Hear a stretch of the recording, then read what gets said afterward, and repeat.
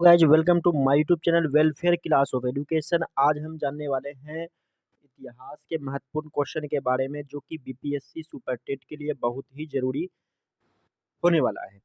तो लगातार मेरे यूट्यूब चैनल पर बने रहें और मेरे यूट्यूब चैनल को सब्सक्राइब कर लें ताकि मैं जब भी इस प्रकार का वीडियो डालूं आपके स्क्रीन पर जो है नोटिफिकेशन मिल जाए।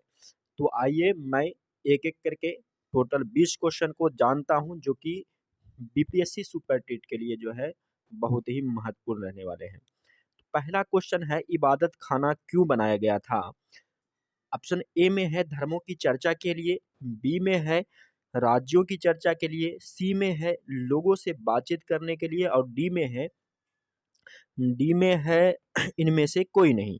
तो इसका जो राइट आंसर होंगे सर, इसका राइट आंसर जाएंगे ए, धर्मों की चर्चा के लिए।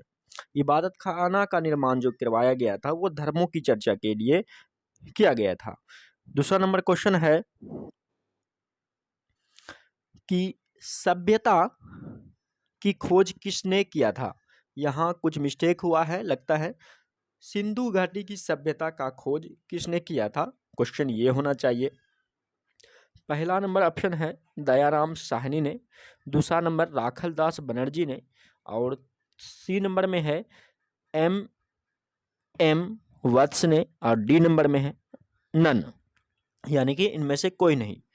तो सब सिंधु घाटी सभ्यता या हड़प्पा सभ्यता की बात करें तो इसकी खोज जो है दयाराम साहनी ने किया था। इसका राइट आंसर ए जाएगा। 1921 ईस्वी में दयाराम साहनी ने रेलवे प्लेटफार्म बिछाने के क्रम में जो है इसका खोज किया था, सिंधु घाटी सभ्यता का खोज 1921 ईस्वी में। इसलिए इसका राइट आंसर जो जाएंगे वह ए जाएंगे, दयाराम साहनी।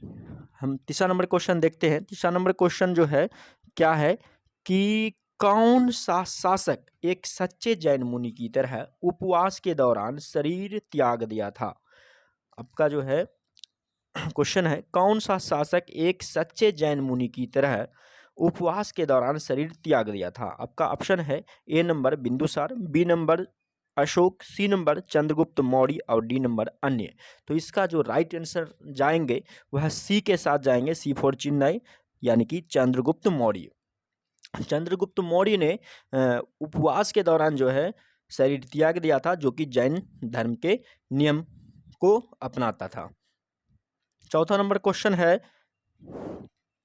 तिराइन का प्रथम युद्ध 1191 ईस्वी में हुई थी, किसके किसके बीच जो है लड़ा गया था। ए नंबर में है मोहम्मद गोरी और भीम के बीच, बी नंबर में है मोहम्मद गोरी और पृथ्वीराज तृतीय के बीच, सी नंबर में है मोहम्मद गोरी और जयसिंह के बीच, डी नंबर में है मोहम्मद गौरी और अजय पाल के बीच। तो इसका जो राइट आंसर जाएंगे सर बी जाएंगे। बी जो है मोहम्मद गोरी और पृथ्वीराज तृतीय के बीच प्रथम तिराइन का युद्ध लड़ा गया था 1191 ईस्वी में। यानी कि ये भी क्वेश्चन पूछा जाता है कि तिराइन का प्रथम युद्ध कब हुआ था, तो 1153 ईस्वी में। आगे हम क्वेश्चन देखते हैं पांचवा नंबर क्वेश्चन है कि मुगलों के दौरान कृषि की स्थिति के बारे में जानकारी का सबसे महत्वपूर्ण स्रोत क्या है। तो ए नंबर में है आईने अकबरी, बी नंबर में अकबरनामा, सी नंबर में है मुतखम्ब ए लुबास, डी नंबर में है तारिक ए फरिश्ता। तो जो इसका राइट ऑप्शन जाएगा सर, इसका राइट आंसर जो है ए के साथ जाएगा, आईने अकबरी। आईने अकबरी जो है कृषि की स्थिति के बारे में जानकारी का महत्वपूर्ण स्रोत था मुगल काल के दौरान। आगे हम देखते हैं छठा नंबर क्वेश्चन है किसने बंगाल को मुगल साम्राज्य से पृथक कर दिया था। किसने बंगाल को मुगल साम्राज्य से पृथक कर दिया था, यानी अलग कर दिया था। ए नंबर में है मुर्शिद अली खां, बी नंबर में शहादत खां, सी नंबर में है सरफराज खां और डी नंबर में है अन्य। तो इसका जो राइट आंसर जाएंगे सर ए के साथ जाएंगे, ए फॉर अहमदाबाद, यानी कि मुर्शिद अली कुली खां जो है बंगाल को मुगल साम्राज्य से पृथक कर लिया था। आगे हम देखते हैं 7वां नंबर क्वेश्चन, विधवा पुनर्विवाह योजना, विधवा पुनर्विवाह योजना कब बनाया गया था? विधवा पुनर्विवाह योजना कब बनाया गया था? ए नंबर में है 1853 ईस्वी में, बी नंबर में 1856 ईस्वी में, सी नंबर में है 1863 ईस्वी में और डी नंबर में है 1865 ईस्वी में। तो इसका जो राइट आंसर जाएगा बी के साथ जाएगा 1856 ईस्वी में।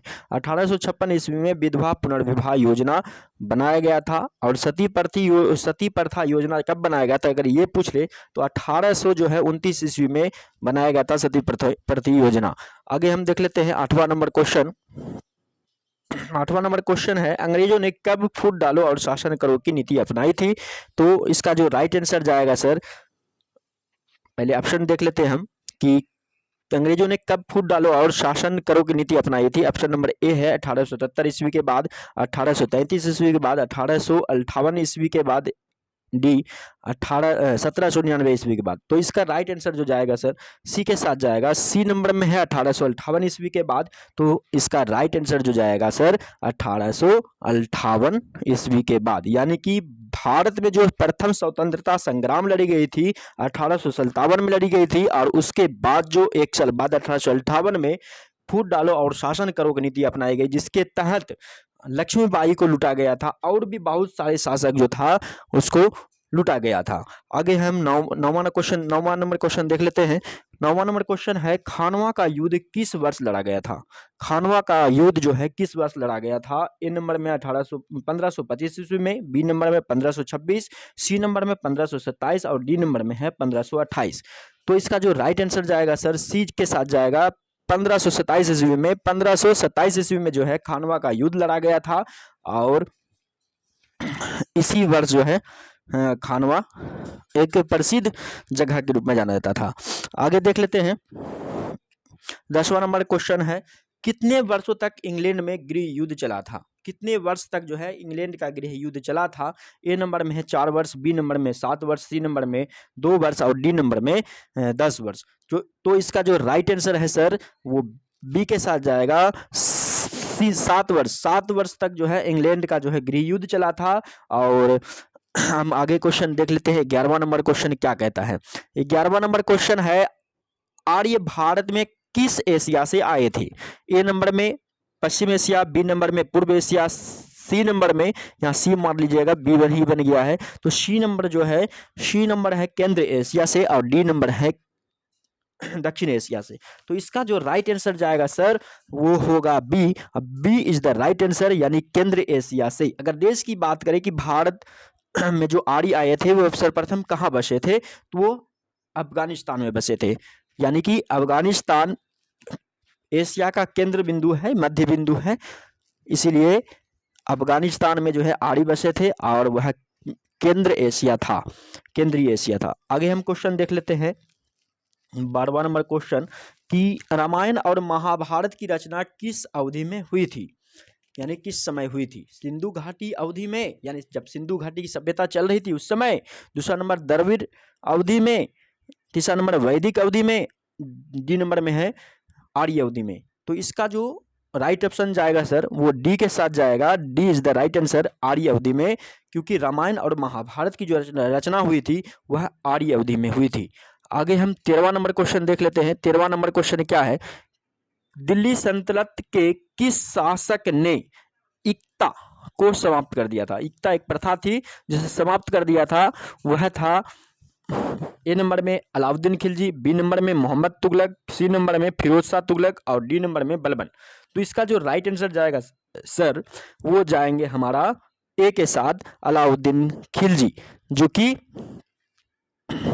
एक दिल्ली का एक महत्वपूर्ण शासक था और बहुत ही न्यायप्रिय शासक था। आगे हम देख लेते हैं 14 नंबर क्वेश्चन, किसने गुप्त साम्राज्य की स्थापना किया था? किसने गुप्त साम्राज्य की स्थापना किया था, यानी गुप्त वंश की स्थापना किसने किया था? ए नंबर में है हर्षवर्धन, बी नंबर में चंद्रगुप्त, सी नंबर में बी नंबर में है चंद्रगुप्त, सी नंबर में है समुद्रगुप्त और डी नंबर में है ब्रह्मगुप्त। तो इसका जो राइट आंसर जाएगा सर वो बी के साथ जाएगा। B is the right answer, Chandragupta. Chandragupta जो है गुप्त साम्राज्य की स्थापना किया था। आगे हम 15वां नंबर क्वेश्चन देख लेते हैं। 15 नंबर क्वेश्चन है कि पानीपत की लड़ाई किसके किसके बीच हुई थी? पानीपत की जो लड़ाई हुई थी, अच्छा, पानीपत की दूसरी लड़ाई किसके किसके बीच हुई थी? ए नंबर में है बेगम खां और हेमू के बीच, बी नंबर में है अकबर और मिर्जा हाकिम के बीच, सी नंबर में है अकबर और बेगम खां के बीच, और डी नंबर में है अकबर और राणा प्रताप के बीच।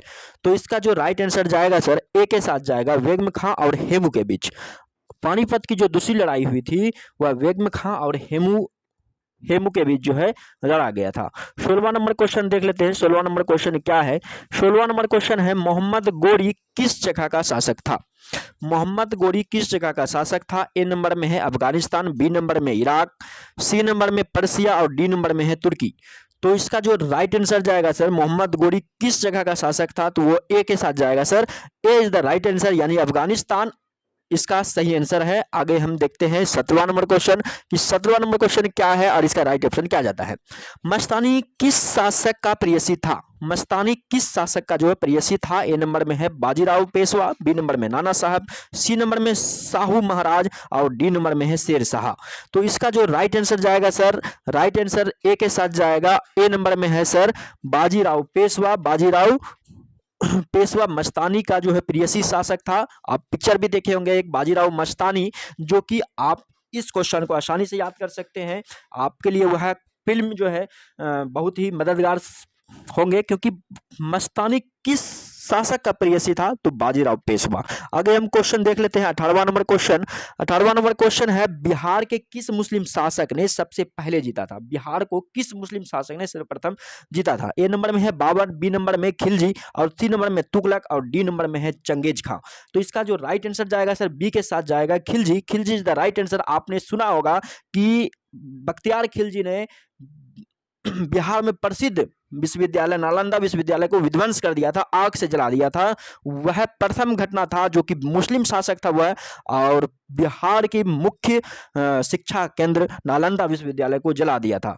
और इसका आंसर बी ही जाएगा। एक शर्मनाक बात है बिहार के साथ कि बख्तियार खिलजी ने नालंदा विश्वविद्यालय को जला दिया, और बिहार में एक रेलवे स्टेशन बख्तियारपुर जंक्शन के नाम से है। ये बिहार के लिए बहुत ही शर्मनाक बात है। आगे क्वेश्चन हम देख लेते हैं।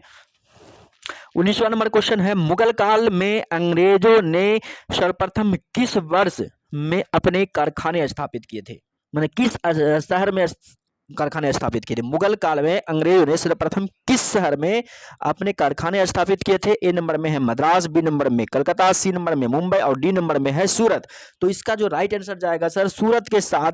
सूरत is the right answer. D जो है इसका सही आंसर होंगे। आगे हम देख लेते हैं 20वां नंबर क्वेश्चन। 20वां नंबर क्वेश्चन क्या कहते हैं आपके स्क्रीन पर ये रहा। किसके बाद जो है मुगल काल का पतन हो गया था? ए नंबर में है जहांगीर, बी नंबर में शाहजहां, सी नंबर में औरंगजेब और डी नंबर में इनमें से कोई नहीं।